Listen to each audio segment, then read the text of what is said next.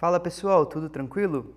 Bom, vamos lá. Hoje a gente vai estar dando uma olhadinha no presente contínuo, tá?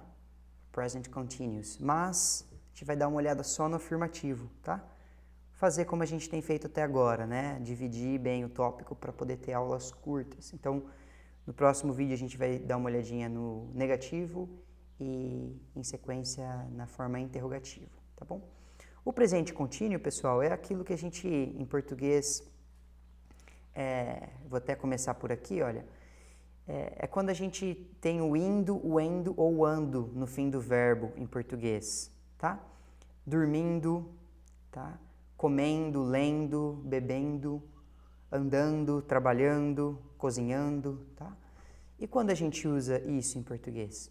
Quando a gente está falando de uma ação que está em progresso, tá? Então é a mesma coisa no inglês, só que ao invés dessa terminação nos verbos, o inglês usa o ing no fim do verbo, que é como vocês podem ver aqui, ó, para dar essa mesma função, né, de mostrar algo que está em progresso. Então a ação foi começada, mas ainda não foi terminada, tá? Isso serve tanto para ações que estamos fazendo no exato momento em que falamos, ou situações simplesmente não terminadas. Então, por exemplo, eu posso usar essa estrutura, isso em português também se repete, para falar de situações, por exemplo, eu estou dando uma aula de inglês. Então, é uma ação que eu estou fazendo nesse momento, tá?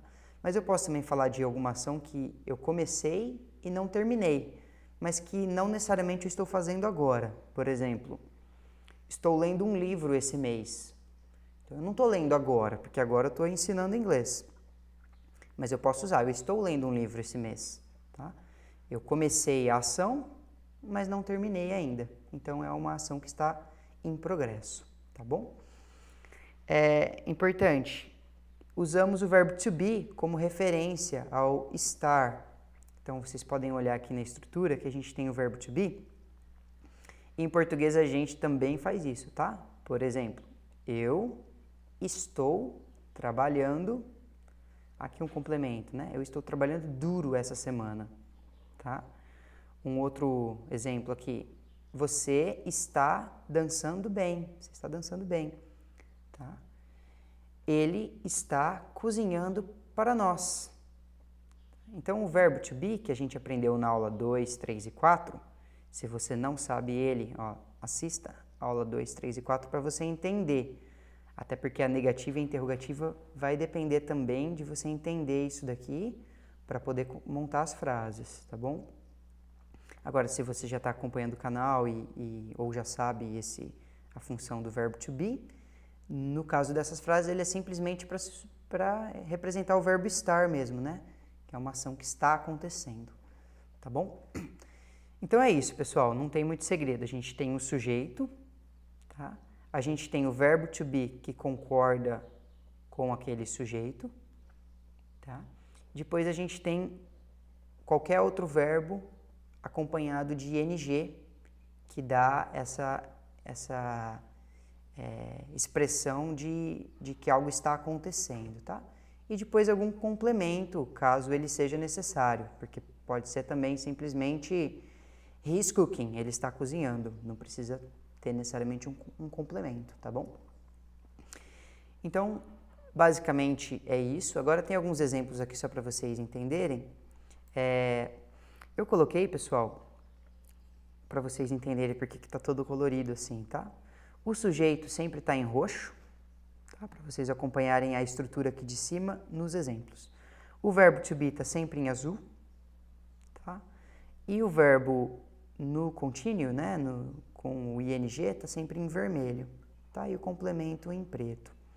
Então, são os exemplos, na verdade, que eu coloquei ali em cima, tá? I am working hard this week. Estou trabalhando duro essa semana, tá? You're dancing well. Você está dançando bem. Pedro is cooking for us. Pedro está cozinhando para nós. Mayara is writing a book.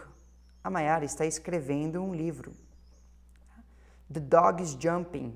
O cachorro está pulando. My wife and I are reading The Lord of the Rings. Eu e minha esposa estamos lendo Senhor dos Anéis. You're playing video game. Vocês estão jogando videogame. They are washing dishes. Eles estão lavando os pratos. Tá bom? Então, deem uma estudadinha aí nos exemplos que vocês vão entender rapidinho. Não tem segredo, muito parecido com o português, a estrutura, tá?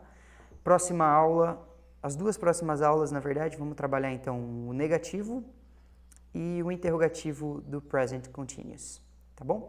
Aqui só a estrutura, né, de uma forma mais simplificada. Sujeito, verbo to be que concorde com aquele sujeito, verbo que a gente quer expressar, o ing acoplado ao verbo e um complemento, caso seja necessário. Tá bom? Essa é a estrutura do present continuous na afirmativa. Valeu, pessoal. Até a próxima. Um abraço.